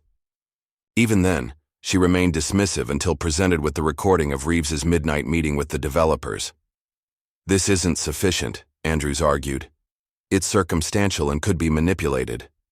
Maya revealed David's pharmaceutical board contact had been investigating Reeves's brother for prescription fraud, creating a powerful motive beyond the development project. Andrews' interest visibly increased. "If your husband had this evidence, why didn't he bring it forward sooner?" Maya showed Andrews the threats, surveillance photos, and information about Officer Lewis's beating. As Andrews reviewed David's autopsy photos, she noticed discrepancies with the official report that couldn't be easily explained away. "The department has significant influence with the judiciary and mayor's office," Andrews admitted privately. "Building a case would be challenging." After Maya left, a security camera captured Andrews making a secure call to a Department of Justice contact, photographing key evidence with her personal phone. Meanwhile, Samantha Watson published a carefully worded article questioning the timeline of the pharmacy raid. Without making direct accusations, she highlighted inconsistencies in official statements that even casual readers could recognize. Public records requests revealed an unusual pattern of business closures preceding development announcements. Watson connected David's case to similar incidents in nearby counties, suggesting a systematic approach rather than isolated events. An anonymous source, likely Andrews, provided Watson with a partial ballistics report contradicting official findings. The social media landscape began to shift, with what happened to David Johnson trending locally. Watson faced immediate repercussions: a home break-in where nothing was stolen, threatening messages left on her car, obvious surveillance as she conducted interviews. Her editor received pressure from major advertisers to reassign her to different stories.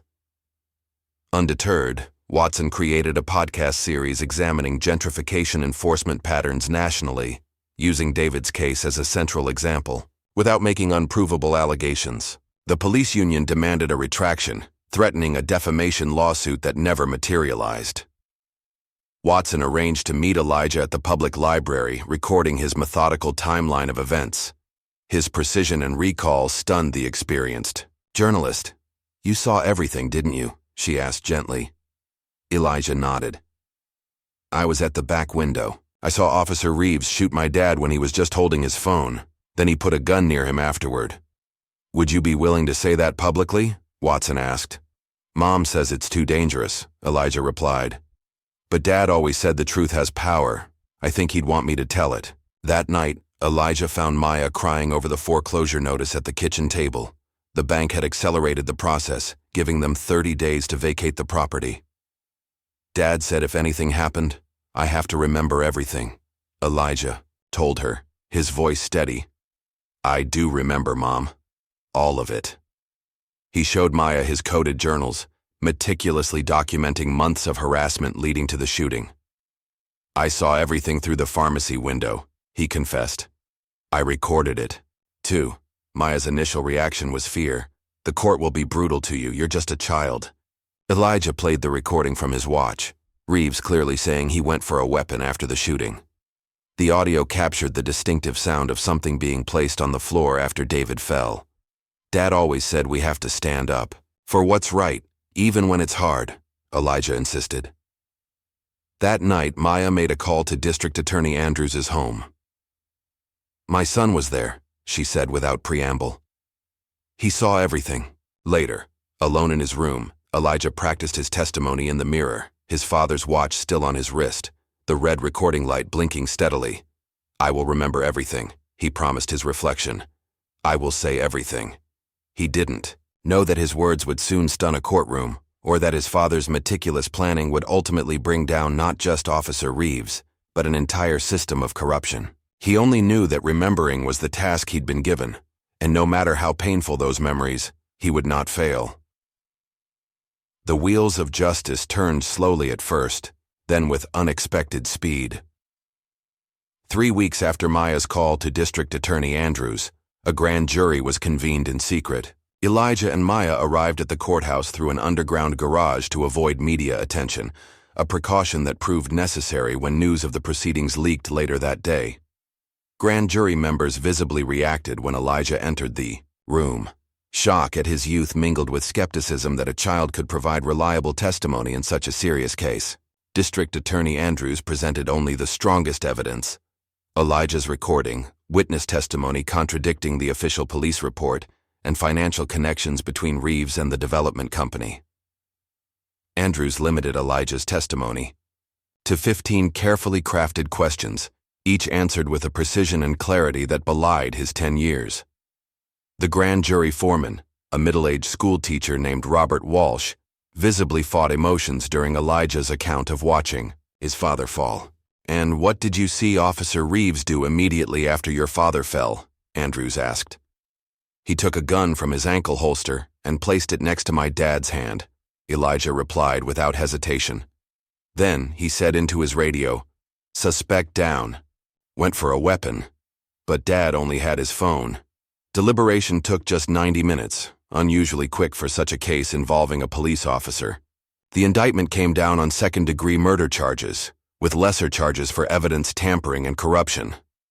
Judge Harold Simmons sealed the transcripts, officially to protect the minor witness, though this also preserved surprise elements for trial. Police union representatives who had assured Reeves no charges would ever be filed stood stunned at the announcement. A media frenzy erupted. News crews camped outside the Johnson home, forcing Maya to install privacy screens on their windows. Elijah watched the indictment announcement on television, showing no emotion but writing extensively in his journal. The police response was immediate and overwhelming.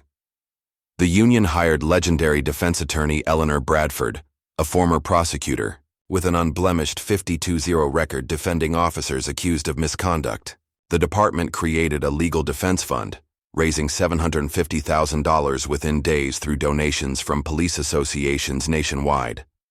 Full-page newspaper ads proclaimed Reeves a hero officer persecuted for doing his job. The defense filed 27 motions to dismiss before arraignment even occurred, attempting to derail the prosecution before trial could begin. Jury selection revealed extensive defense resources. Bradford's team conducted detailed background research on every potential juror, including social media history going back years. Police officers took vacation days to pack the courtroom in uniform, creating an intimidating wall of blue during proceedings. More disturbing, the department redistributed patrol officers to increase visible presence in potential jurors' neighborhoods, a not-so-subtle reminder of who protected their homes. Bradford's opening statement masterfully portrayed David as the aggressor, a desperate man cornered in his illegal operation, willing to do anything to escape justice. She painted Reeves as a dedicated officer protecting the community from a dangerous criminal. Maya's modest legal team, one overworked public prosecutor and a volunteer attorney from the civil rights community, appeared dwarfed by the defense's 6 attorneys and multiple paralegals. Most concerning was Judge Robert Harmon's history as former police department counsel, his campaign heavily funded by the same police union now defending Reeves. The intimidation extended far beyond the courtroom. The Johnson home was vandalized 3 times in 2 weeks, police response deliberately slow each time. Liar appeared spray-painted on their garage after news of Elijah's grand jury testimony leaked. Maya's car brake lines were cut the morning of the preliminary hearing, discovered only because Mrs. Turner noticed fluid leaking in their driveway and insisted on checking before Maya drove Elijah to school. Anonymous calls to Maya's office detailed Elijah's route to school with disturbing accuracy. Unmarked cars followed them to the courthouse, parking conspicuously nearby to ensure they noticed the surveillance. Maya received photos of herself at court, with crosshairs superimposed over her face. Elijah's school principal suggested homeschooling might be best for everyone concerned. Their attorney's office was broken into, case files specifically targeted while valuable electronics remained untouched. Prosecution witnesses reported similar intimidation, several recanting testimony after unexpected tax audits or relatives receiving traffic citations. The FBI finally provided protection after Elijah found a sophisticated tracking device attached to his backpack. Court security screened Maya extensively while allowing police supporters in with minimal checks, an imbalance that spoke volumes about institutional loyalty. The defense strategy quickly emerged. Character assassination, rather than disputing the shooting facts. Bradford produced witnesses claiming to have purchased unauthorized medications from Johnson Pharmacy. Witnesses later revealed to have been paid through complex channels linked to the police union. David's college activism was portrayed as anti-police sentiment and radical tendencies. Maya's housing discrimination cases were framed as a vendetta against property owners. Bradford repeatedly suggested Elijah had been coached extensively and manipulated by his mother's prejudice. A financial expert testified about irregularities in pharmacy accounts, implying money laundering without providing evidence. Photos of David meeting with known community activists were presented as if they were suspicious criminal associations rather than normal community involvement. Character witnesses for David faced brutal cross-examination about their own minor legal issues, no matter how irrelevant or distant in the past. A medical expert questioned Elijah's capacity to accurately recall traumatic events, suggesting false memory syndrome without ever having examined him. The technical barriers continued mounting. Judge Harmon ruled Elijah's watch recording inadmissible due to chain of custody concerns, despite authentication by 2 independent experts. Financial evidence connecting Reeves to developers was excluded as irrelevant to the moment of shooting. Testimony about previous harassment was deemed prejudicial and disallowed. The defense successfully argued David's entire background in community activism created a predisposition against law enforcement that should be excluded. Maya's attorney's repeated objections were overruled, while defense objections were consistently sustained. Key prosecution witnesses had their testimony limited to such narrow parameters that context became impossible to establish. The judge allowed defense to present David's college arrest record from a civil rights demonstration, but excluded his extensive community service history as irrelevant to character. The jury was forbidden from hearing about similar excessive force complaints against Officer Reeves. Forensic evidence about weapon placement after shooting was excluded on procedural grounds, despite clear fingerprint evidence contradicting the official narrative. District Attorney Andrews grew openly frustrated, seen arguing with Judge Harmon during recess about blatant bias in his rulings. "Your Honor, the defense has been permitted to present character evidence while we've been blocked at every turn," Andrews protested. "This isn't justice, it's a performance." "Watch yourself, counselor," Harmon warned. "I won't hesitate to hold you in contempt." Just when the prosecution seemed completely hamstrung, Andrews played her final card, calling Jennifer Baker, the nervous woman from the pharmacy, as a surprise witness. The defense objected vigorously, claiming inadequate notification despite the witness being on their disclosed list for weeks. Judge Harmon reluctantly allowed the testimony after a lengthy sidebar discussion. Baker took the stand, trembling visibly. "They forced me to help them," she testified, her voice barely audible at first. "Who forced you?" Andrews asked. "Officer Reeves and his partners. They threatened to deport my mother and investigate my brother's business if I didn't cooperate." Baker described receiving a package from Officer Wilson with instructions to deliver it to David Johnson and act nervous. "They told me exactly what to say, how to act. They said it was part of an undercover operation." Her detailed testimony corroborated Elijah's account and described a larger conspiracy involving multiple officers. The court sat stunned as she revealed the extent of the planning involved. Officer Reeves said they needed to make an example of Mr. Johnson. He said once they got the pharmacy, the rest of the neighborhood would fall in line. Cross-examination turned vicious immediately. Bradford attacked Baker's immigration status and a minor shoplifting charge from a decade earlier. Despite this, Baker maintained her composure, her testimony corroborating the timeline Elijah had established. The momentum seemed to be shifting. For the first time since the trial began, Reeves looked genuinely concerned, passing frequent notes to his attorneys.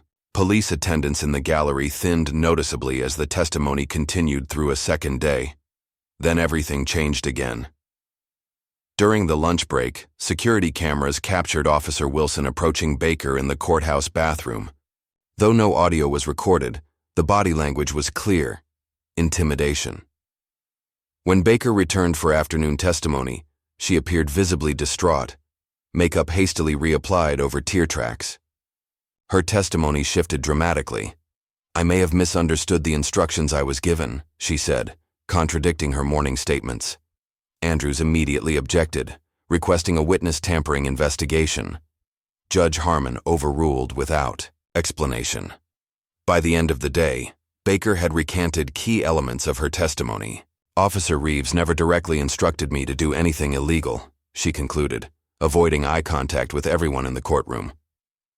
Court officers noted Officer Wilson escorting Baker from the building afterward. She disappeared that evening. Her apartment found empty the next morning. 3 days later, Maya spotted Baker working a security desk at the development company headquarters, a position that hadn't existed the week before. DA Andrews' frustration grew as her case unraveled through judicial rulings and witness intimidation. Key testimony continued to be disallowed on increasingly tenuous procedural grounds. Her junior prosecutor resigned in protest over what he termed a miscarriage of justice. Media coverage shifted, portraying the case as overreach by an ambitious DA. The prosecution witness list shrank as the intimidation campaign bore fruit. Former pharmacy employees suddenly remembering inventory discrepancies, neighbors who initially supported David now uncertain about his character. Andrews finally approached Maya about a potential plea agreement. "We might not be able to get justice in this court," she admitted grimly, "but a plea keeps the door open for federal charges later." Maya adamantly refused. David deserves the truth to be heard, not a convenient compromise. With options dwindling, Andrews placed all her hopes on Elijah's testimony, a tremendous burden for a 10-year-old boy.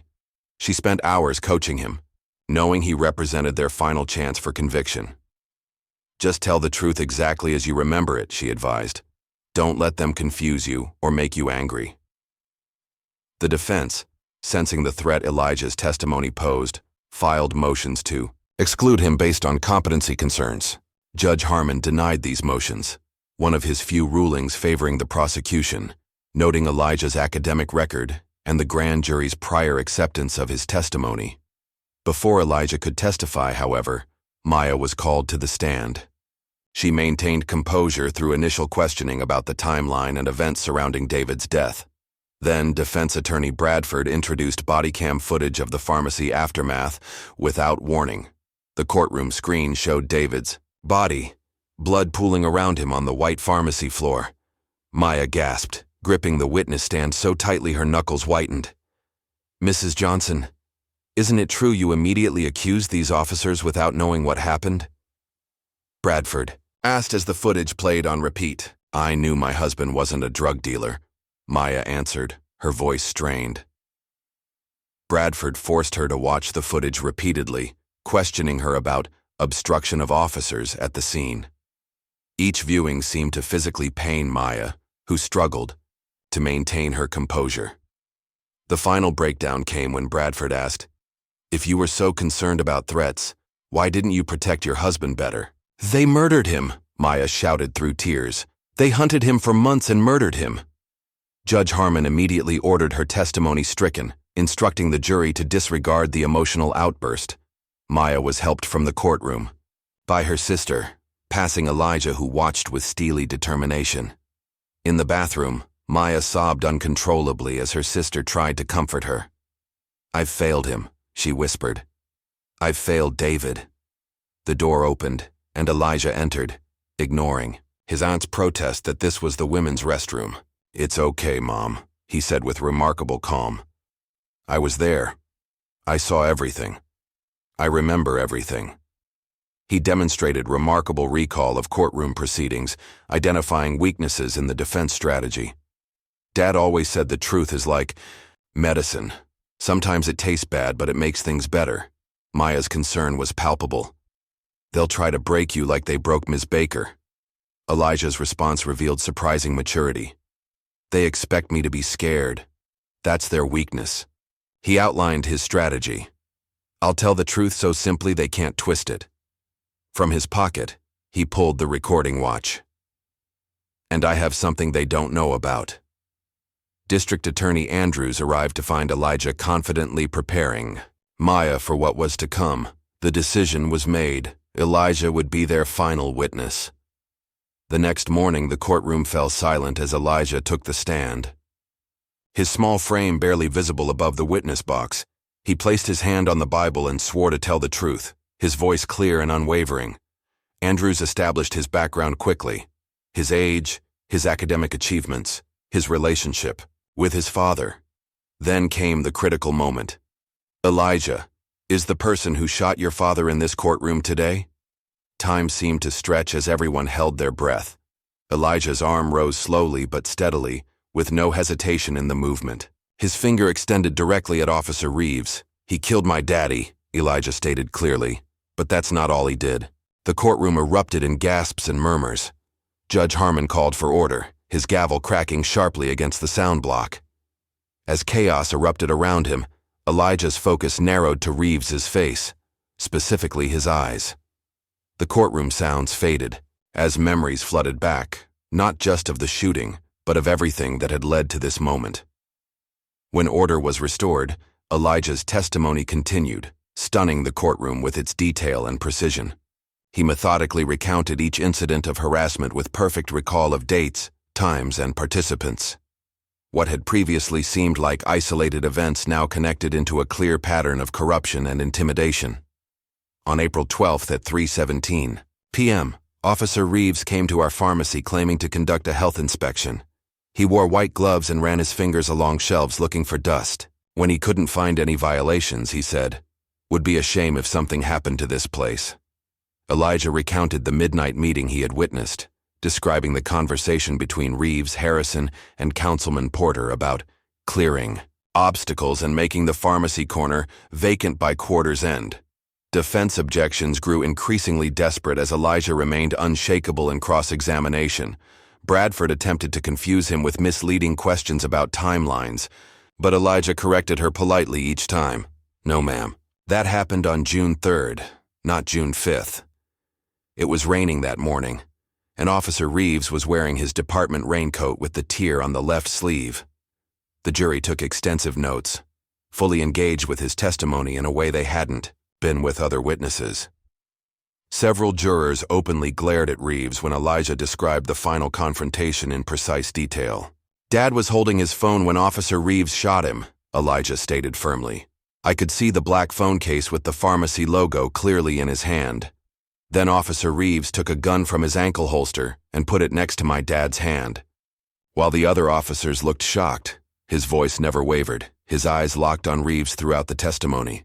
Judge Harmon appeared increasingly uncomfortable, but could find no grounds to limit the testimony, despite Bradford's repeated attempts to interrupt. Then came the moment that changed everything. "Elijah, were you wearing anything special the day your father died?" Andrews asked. "Yes," Elijah replied. "My recording watch. Dad taught me to record anything important."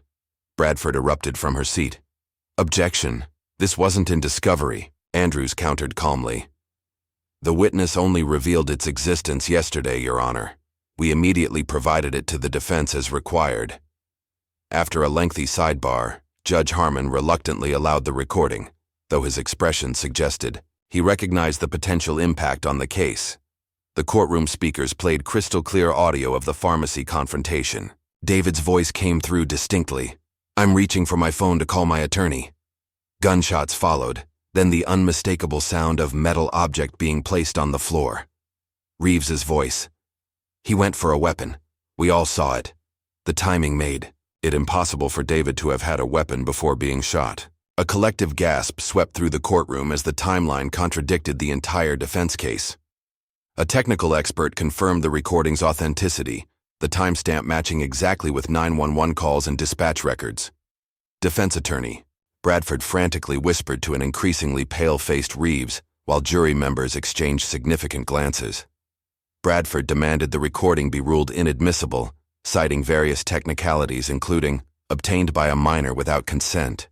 A lengthy legal battle ensued over one-party consent laws and whether Elijah's minor status affected the recording's admissibility. Police union representatives in the gallery made urgent phone calls while courtroom doors were suddenly locked for security concerns. The defense requested a private conference with the prosecution and judge, clearly offering a surprise plea deal behind closed doors. Andrews returned looking resolute. "The people reject any compromise of justice," she announced firmly. Bradford's strategy shifted to attacking the recording's chain of custody and technical reliability. Expert witnesses contradicted each other about audio authenticity, creating confusion designed to plant doubt. To everyone's surprise, Judge Harmon allowed the recording. The jury should evaluate the reliability themselves. His expression suggested the case had grown beyond his ability to control the narrative. The defense's final desperate strategy claimed David had doctored the recording before his death to frame police. This theory backfired spectacularly as it acknowledged David anticipated being killed by officers, undermining their portrayal of the shooting as an unexpected response to a threat. Cross-examination of Elijah grew increasingly hostile as the defense position deteriorated. Bradford suggested he had fabricated testimony based on media coverage. "I don't watch the news," Elijah responded simply. "Mom says it gives me nightmares." He countered each accusation by reciting details not public knowledge, further rattling the defense. Reeves passed increasingly frantic notes to his attorneys, visibly agitated as questioning failed to undermine Elijah's account. Judge Harmon warned Reeves about his behavior after he punched the table during testimony. Defense questions became more aggressive until Andrews' objections were finally sustained. Then came the moment that broke Reeves' carefully constructed facade. Elijah turned to face him directly. "Why did you tell Officer Wilson to clear the pharmacy before coming in if it was a surprise inspection?" The question hung in the air, suggesting knowledge Elijah shouldn't possess unless he had indeed witnessed their planning. Reeves exploded. "Because your father was a problem that needed solving." The courtroom fell silent as Reeves continued his outburst. "You think you know everything? Your father signed his death warrant when he threatened us with that evidence." Bailiffs moved toward Reeves as he lunged in Elijah's direction. "You'll end up just like him if you don't shut your mouth." Judge Harmon immediately ordered jury removal. Reeves was physically restrained and removed from the courtroom. Maya rushed to Elijah, who remained composed despite the threat. "Dad was right about remembering," he whispered to her. The following morning, Officer Wilson approached District Attorney Andrews during recess. "I want to make a deal." Other officers from Reeves's unit suddenly requested meetings with prosecution. Internal Affairs launched a simultaneous investigation at police headquarters, seizing computers and files. Anonymous police sources began leaking additional documents to reporter Samantha Watson. Captain Miller agreed to testify about development accompany payments to the department in exchange for reduced charges. The courthouse atmosphere shifted dramatically. Police presence in the gallery thinned to almost nothing as officers distanced themselves from Reeves. Judge Harmon recused himself, citing appearance of conflict after a media investigation revealed phone records showing calls between the Judge, Bradford, and Police Chief Williams. Judge Renee Washington, known for strict ethical standards, took over the case. The police union attorney replaced Bradford as defense counsel when her firm withdrew, citing irreconcilable differences with their client. Phone records revealed coordination between the judge, defense team, and police chief throughout the initial proceedings. District Attorney Andrews added conspiracy and racketeering charges as new evidence flooded in from officers seeking leniency. Maya overheard officers in the hallway. Reeves went too far. We didn't sign up for murder. A grand jury convened to hear expanded evidence beyond the Reeves case. Federal prosecutors joined the investigation, bringing resources and jurisdiction that local authorities couldn't match. Police Chief Williams was indicted on corruption, evidence tampering, and conspiracy charges. 3 city council members were arrested for accepting bribes from the development company. Mayor Wilson announced his resignation, citing health concerns hours before his own indictment. Development company executives Thomas Harrison and James Porter faced racketeering charges. An internal police investigation revealed 17 officers involved in systematic harassment campaigns targeting businesses that opposed development. Evidence connected similar operations in 3 neighboring counties. The state attorney general announced a complete department review and oversight program. Jennifer Baker was located and placed in witness protection, providing comprehensive testimony about her role in the conspiracy. Investigators discovered target lists on the police department server identifying 38 businesses slated for enforcement action. David Johnson's name topped the list with the notation, "Priority removal, evidence collection." As the legal system finally began addressing the corruption, the community rallied around the Johnson family. The church parking lot rallies grew into street-filling demonstrations, supporting justice for David. Pharmacy customers shared stories of David's generosity, how he provided medications for those who couldn't afford them, delivered prescriptions to homebound seniors, and offered payment plans to families in need. Neighbors finally spoke publicly about witnessing the harassment campaign, no longer fearing reprisal with federal oversight in place. Local businesses displayed "Justice for David" signs, the atmosphere of fear lifting as indictments mounted. A community fundraiser established a scholarship fund in David's name for students pursuing careers in pharmacy or public service. Maya's clients returned to thank her, sharing additional evidence of police intimidation that strengthened the federal case. The developer's plans were halted by city review, replaced by a community development committee that included neighborhood representatives. Mrs. Turner organized truth walks through the neighborhood, educating residents about gentrification-resistant strategies.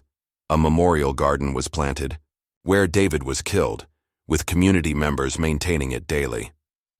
The Johnson Pharmacy building was purchased by a community land trust, with plans for a cooperative health center serving the neighborhood. Elijah became a neighborhood symbol of courage. Younger children looked up to him, and his classmates, once kept away by fearful parents, now sought his friendship. Maya received hundreds of letters from similar communities nationwide, sharing their stories of police-enforced displacement. 6 months after Elijah's testimony, Maya was invited to the Department of Justice to consult on a new police accountability initiative. Her congressional testimony about systematic use of police power for development interests sparked a national conversation about gentrification tactics. Her law practice expanded to focus specifically on cases connecting housing discrimination and police misconduct. Prestigious law journals published her analysis of enforcement-driven gentrification, establishing a new framework for understanding urban displacement. Major civil rights organizations created a coalition based on Maya's research, providing legal resources to communities facing similar pressures. Law schools requested her lectures on community defense strategies against coordinated displacement efforts. The settlement from the city established precedent for similar cases nationwide. Maya established a legal clinic in the neighborhood, training a new generation of civil rights attorneys. The developer's frozen assets were redirected to a community development fund under her oversight. Maya's pregnancy progressed healthily despite the stress of the trial. An ultrasound revealed twins, a boy and girl she named David Jr. and Justice. In quiet moments in David's study, she often spoke to him about the changes his sacrifice had sparked. "Your death made a difference," she whispered one night, touching his photograph. "The system is changing because you stood firm." When sentencing day finally arrived, the courtroom was packed. Community members lined up hours before doors opened. Impact statements from neighbors and pharmacy customers described David's importance to the neighborhood. Maya's statement focused not on vengeance but systemic change. "My husband believed in justice even when the system failed him. Today we see that justice delayed is not always justice denied." Elijah declined to speak during sentencing, instead placing his father's pharmacy pin on the evidence table, a silent reminder of what had been lost.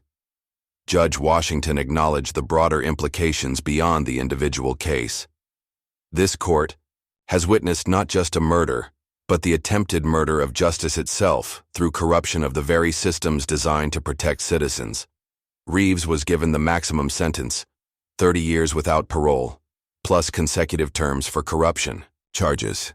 Additional sentences for conspirators ranged from 10 to 25 years, depending on their level of involvement and cooperation.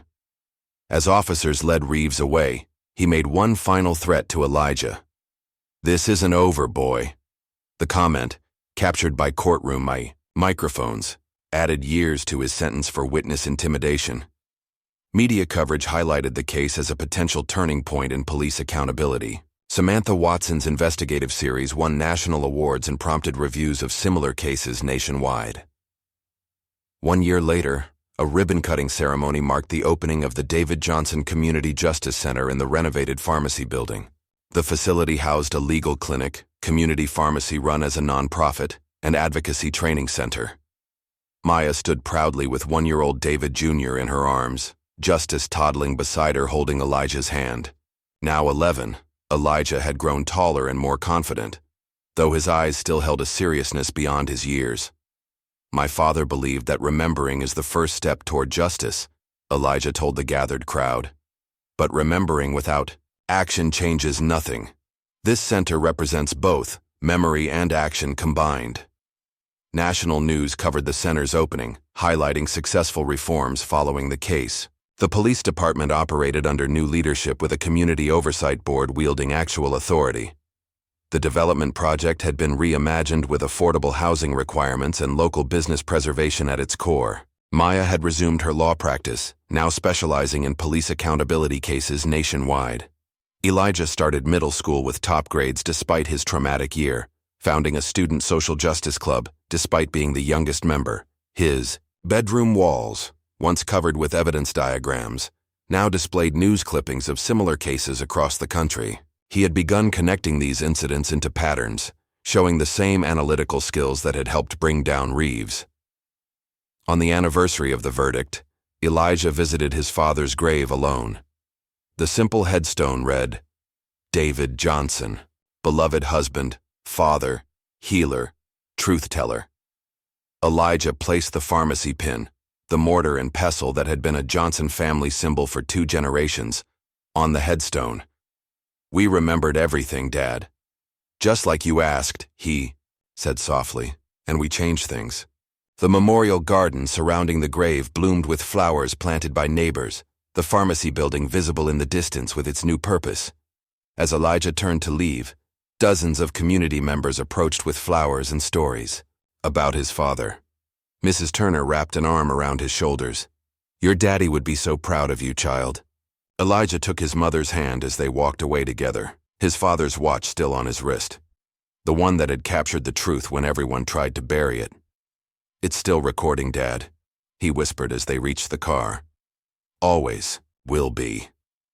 He didn't mean just the watch, but his own perfect memory, the gift that had once been just a family curiosity, but had become the key to justice. The neighborhood around them was changing, but unlike the developer's vision, it was changing on its own terms, with its history, and people intact. The pointed truth of a child had accomplished what money and power had tried to prevent. Justice, delayed but not denied, and a community that refused to be erased. What would you risk to speak truth against power? Who would you become to honor those silenced by corruption? Elijah's story reminds us that justice begins with a single voice brave enough to remember. If this story moved you, please like and subscribe for more powerful narratives that challenge us to stand against injustice. Your support helps these stories reach those who need to hear them most.